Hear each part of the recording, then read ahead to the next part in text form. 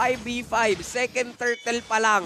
At nakakita si CJ dun sa gilid, pero napakagandang tectonic charge na magagaling kay Kai Kid. Ang tanong, enough ba yung kanilang damage kasi babalik ta rin pa ng Brave. Tapos dun sa Lord eh. Eurozone, naka-glowing one ba itong si Simon kasi hindi naman siya nakalita ng ignition, pero sa gitna, may nangyari na naman, CJ! Uy, gumamit din ng final slash. Nahuli si Aizu.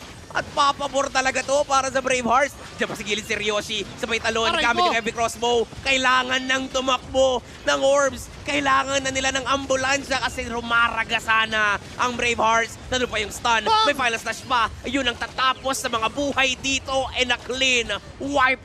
Kumpirmado nga yung glowing one mula dito kay Simon, kaya nasunog yung Lord kanina, pero final slash ginamit na! Si Fuse. Kaso na pa Crimson Beacon! Pero hindi siya bububuhay. Hindi siya makakatakas dito. Ginamit na rin yung Summon Force. Pero si Ryoshi, free hit lang dun sa gilid. Lumayo na rin mismo ang Orb Spirit lang dito sa gitna ang mamatahin ng Bravehearts. Maghahanda ngayon ng Bravehearts sa pumasok muli at subukan tapusin ang laban sa King Eagles. Pero final slash! Nakita si Aizu, wala siyang Purify. Unstoppable na rin si Ryoshi at mukhang hindi na mapipigilan ang Bravehearts ngayon. Tatahi si Ivan, Ang pero sakit! hindi nakakayanin pang isustain as Bravehearts.